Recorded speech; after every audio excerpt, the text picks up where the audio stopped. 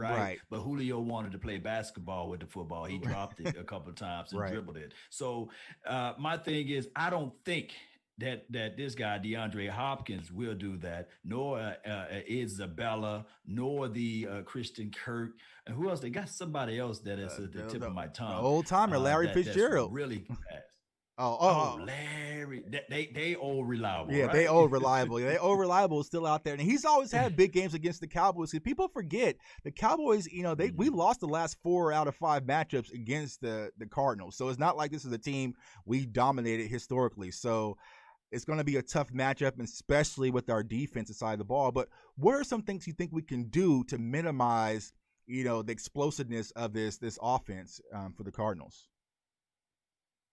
Well, what we have to do is the last time we met up with DeAndre Hopkins, it was a close game, by the way. Anthony Brown, the same guy that I'm kind of like hurting and hating on a little bit, Right. putting out there. It forced he either forced a fumble or he picked up a fumble and ran it a few yards. So maybe if you can get an early fumble on him because he does carelessly hold the ball when he's running. So maybe we can do that. Maybe if you can do something about keeping this guy Kyler Murray inside the pocket, Hmm. not allowing him to get out there to the edge because he's so tiny. Maybe you can do that and create pressure. D Hmm. Law have to eat, as well as Alden Smith will have to eat.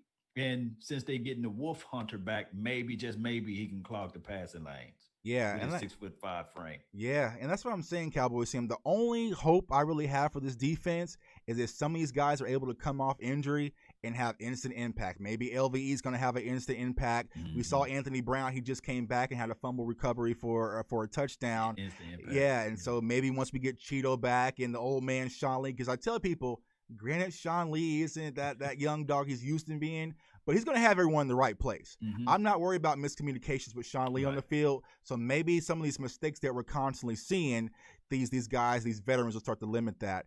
But the huge question mark that a lot of Cowboys fans have, and looks like the organization is never going to address, is this safety position. What is your thoughts on the Mm. safety position? Who is the guy? Because it looks like it's been just a rotation. I know we were all screaming on Sunday, who the heck is number 40? People may have thought that was me out there 40. on the field. Number 4, I think that was Stephen Parker. Where did he came from out there? So he got some rotation. But what is your thoughts on the safety position, and what can we really do to shore this up? Well, we saw Stephen Parker last week. He had a few blown assignments, and what's this guy named Daniel Jones? He was able to exploit it Right. and throw a big pass on him. Uh, Hopefully this week, I don't know if he's going to be active. I saw him on that list of practice squad eligible to be called up Okay. during the game or what have you. So what I can see here is that it could be the Donovan Wilson slash uh, Xavier Woods action again, and Okay. the musical chairs continue. Now, don't quote me on this, but I would prefer to have Parker still out there. Of course, Thompson still down at the box, but we still have a major issue that those guys can't really stop anything or cover anything uh, in a good fashion. Right, right, and that's a huge question mark for a lot of those Cowboys fans, man. 'Cause especially with the wide receivers that we mentioned, you cannot get beat over top. You are a safety for a reason. You do not get beat over top. Yes. But that's your job. But it feels like there's so many miscommunications with this defense still. So let me ask you this question, Law. Do you think it's Mhm. personnel, or do you think it's Mike Nolan's scheme? It's a little mixture of both. Okay. We knew that there was going to be growing pains, and I know that the COVID, the pandemic, we can talk about that, but everybody had that, right? Right. Everybody had the same ailments coming into the season. Nevertheless, this particular team, the way we've been so confined to the cover 2 or the cover 3 type of scheme last year, Hmm. now all of a sudden you have different nuances.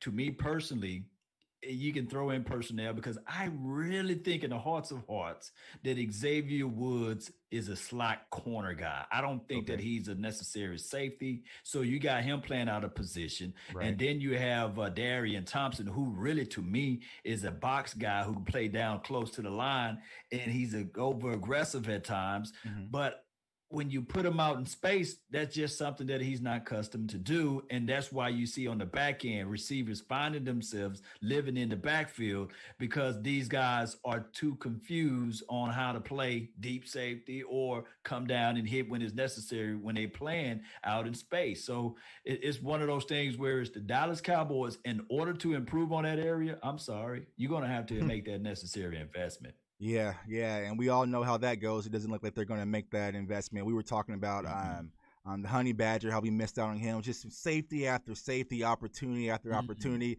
For some reason, the Cowboys do not want to address that need. And I know that this past April with our draft class, we were excited about a lot of these players. On the offensive side of the ball, a lot of these new rookies are having some impact. Mm-hmm. Defensively, we've seen Diggs out there, but do you think we're actually going to see a little bit more Bradley or not? Because I tell people this. Bradley and I, Mm-hmm. this past week against the Giants, he had one play. And if you watch film on it, he did the proper read. He gauged the bootleg on the play action. He slow played it. And then he rushed the passer, Daniel Jones, and almost got the sack. He was within inches of getting the sack. That was his last Close. play. So do you think we're going to see a lot more of these younger guys on the defensive side of the ball, Reggie Robinson, Neville Gallimore, Bradley and I, really get their opportunity? Or is this something that we're going to roll with these veterans that we have out there? Well, you can check mark, put a check mark by Neville Gallimore. He's going to have more playing time. Right. My biggest reservation is the same thing with Taco Charlton when we had him. Right. We had too many guys playing at the same side. Uh, D Law, as much as we love him, he's a left defensive end guy. He Right. plays on that left side.